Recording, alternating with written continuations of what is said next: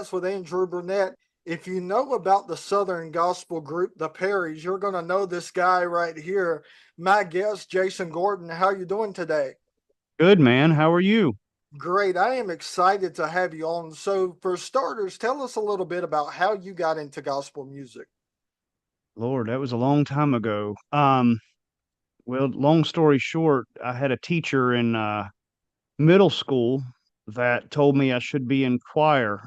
He had heard me sing. It was a project during class that we had to go and sing to him. We was learning about American history and stuff. And we had old black spiritual songs that the slaves used to sing. And so we had to go back to him and learn the song and sing it to him. And he told me I should be in choir. Well, that got me thinking maybe there was something to it. So anyway, started singing in youth group at church. And then there was a group out of my church called the Gospelers. Lo and behold, they asked me to sing with them 21 years later. I resigned from them. And so that's how I got started a long time ago.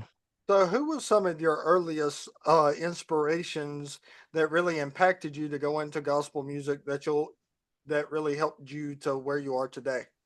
Well, it sounds cliche, but the Perrys was one of my favorites growing up, as well as the Wisnets was also a favorite of mine. Um, and I had dreamed, my dream had always been to sing with one of those two. And well, then Ethan and Austin started coming up with the Wisnets, and I'm like, well, that's never going to happen with them. And Aaron, he just don't want to leave. So, but anyway, so they were two of my biggest favorites growing up. That's awesome. So, explain to us a little bit about how you got introduced to this group called the Perrys and how you got on the road with them now.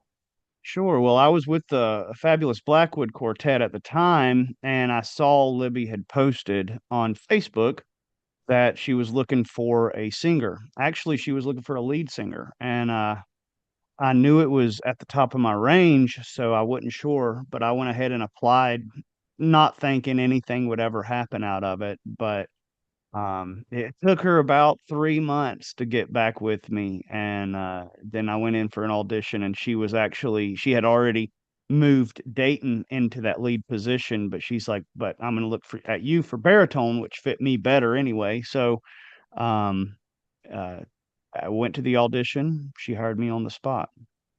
So, everybody loves Libby Perry, everybody Uh, that knows her in the industry, and even fans such as myself. So, what is one of your favorite Libby stories? there's lots of favorite Libby stories. I've got to tell you, there's a recent story that has happened that Dayton was telling me about. I was actually in the bunk bed. I did not see this happen.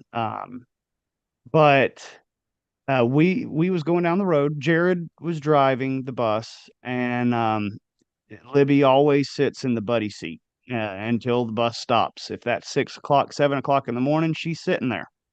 And but she likes to sleep while sitting there.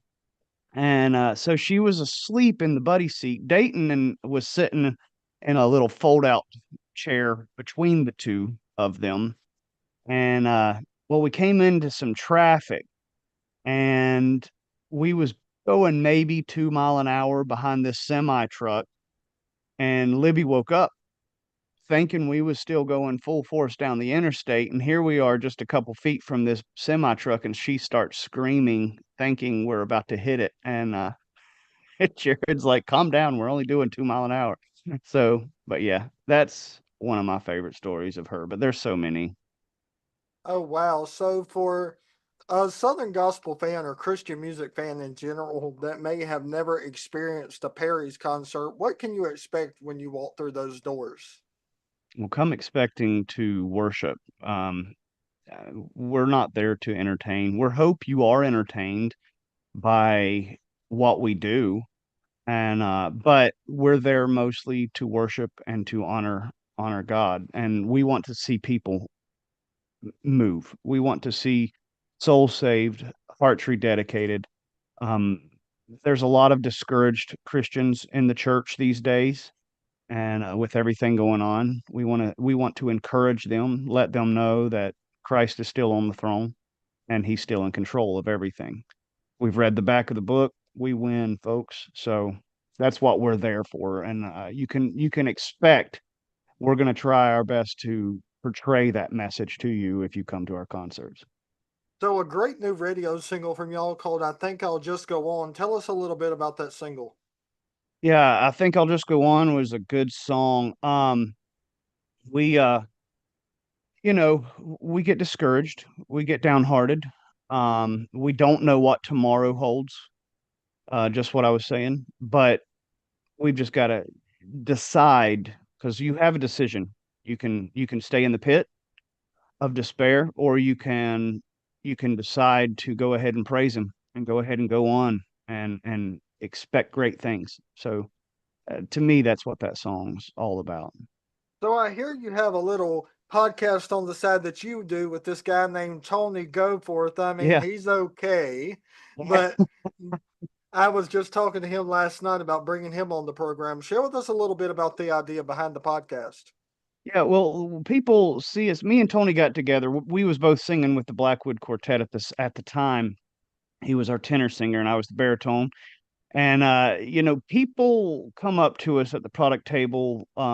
They think this is a very glamorous life, and all they see is an hour of when we're on that platform, and it's not so glamorous behind that the scenes. And so we're like, we want to be open and honest with everybody about what we do and everything that goes on with this industry, as far as all the long hours of driving and riding in a car or a bus or a van, and setting up when you get there, all of that extra stuff.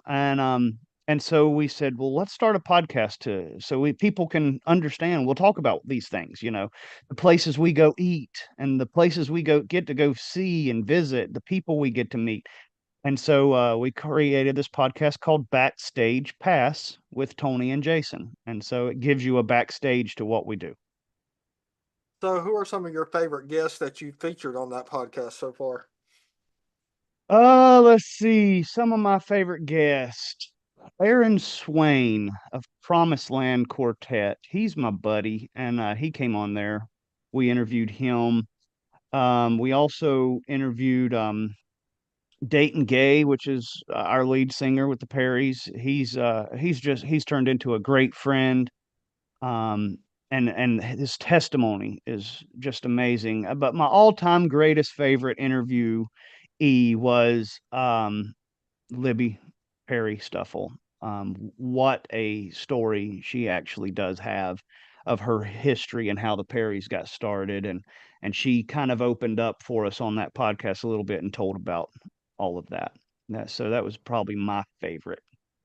Anybody that's in the Southern gospel world lately has been feeling kind of numb and in shock as we got the news about the Mm, tragedy of the Nealons. What were yeah. one of your favorite memories of meeting them or that you got to share with them? I've never actually got to meet them. We never sung with them. I've only been with the Perrys for a year, and we never got to sing with them. Now I do remember it's been years ago. There was a guy called Shellam Klein that I'm friends with in North Carolina. I remember him when he was just a kid standing on a chair singing behind the pulpit with his grandpa. And now he's in the country Christian music world, doing very well. But he was hosting a concert in our hometown, and he had the Nealons there, and he had Nathan Kiesler there as well. He was friends with Nathan, due to Nathan coming with his family and singing at his church in the past. And so I got to hear them live in concert. That was the only time I got to hear them live, and I never got to meet them that night. But wow, the power behind their voices and the message they carried was amazing. So, what's coming up for the Perrys? Oh wow, what isn't coming up for the Perrys? We have a new album coming out. It's the first album with me and Dayton on it, and we just sent it to New York to get mastered, and so it should be back anytime. We're hoping to debut it at the National Quartet Convention coming up in September. So if you're going to be there, you can pick up the new album there. It's going to be called Long, Long Road. And so that's exciting news. So yeah, we're excited about all that. So, what was your feelings about being back in the studio again?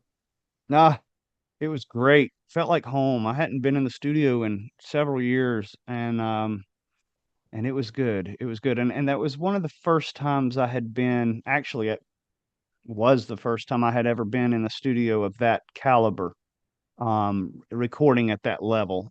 And it was Wayne Hahn is just amazing guy, easy to work with, and one of the smartest men in music I've ever seen in my life. So it was really good.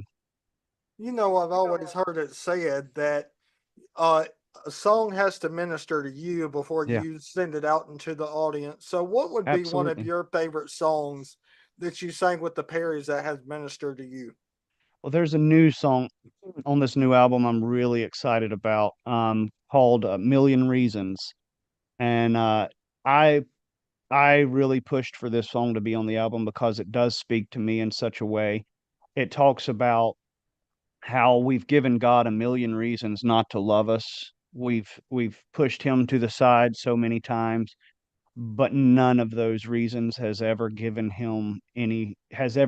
his mind of loving us. And I can see that in my entire life. There was a time several years ago I was in such a low pit in my life, didn't know which way to turn. It seemed like everything was happening at the same time, and I got out of church. I ran away from God. I didn't want nothing to do with the things of Christ. I stopped reading my Bible. I stopped praying.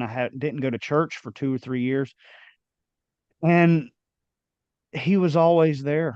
No matter how fast I tried to run away from him, he was always there with me and always there with open arms wanting to take me back. And finally I turned around and came back to him, and he welcomed me just like the prodigal son. So, won't you share with us your testimony about how you came to Christ, if you would? Yes. Well, my dad was a independent Baptist preacher. So I was brought up in church my entire life. I tell people at concerts when I give my testimony, I tell them I had a drug problem at a very early age. I was drugged to church anytime the doors were open, as well as whenever the doors was not open, because we was always there cleaning the church or doing something. And but so I was about 7 or 8 years old, and my dad was preaching. I was at Plaza Road Baptist Church in Charlotte, and I was sitting on the second pew on the left hand side of the church as you're looking at the pulpit. And sitting with my mom, and I got to thinking I needed to be saved. I hadn't been saved, and I knew if I hadn't been saved I would go to hell. And so I turned to mom and said I need to be saved, and she took me up to the altar, and my dad came down and he led me to the Lord, and that day, and I'll never forget it the rest of my life. I wasn't the perfect child, by no means afterwards. As Dayton says, we have more when you're saved that early, you have more to be regretful of after you got saved than you did before you got saved. But like I said, God's never pushed me away. He's always loved me through it And you all. and you know it may sound cliche, but we've heard it in gospel music a whole lot. No matter how far you run, you can always come back home. Yes, exactly. You're exactly right. That's so true. And that's the great thing about gospel music is you can listen to it and the power of the message will convict you, or you can be listening and having a bad day and turn on that gospel song and it can change your life. And I can tell you from a Yeah. personal experience, last year I was in the hospital 17 times in a Mm, row goodness, with brother. chronic UTIs before I got on dialysis. And there was times that I would just cut on the Perry's music and I would sit there and I would just let those words minister to me like the potter knows the clay and Sure. some of the great songs that Libby has done over the years. Yes. Wonderful songs. Mhm. So has there ever been a Perry song that has ministered to you so far that while you were in a time of need that continually lifts your soul? Absolutely. Well, there's several, obviously.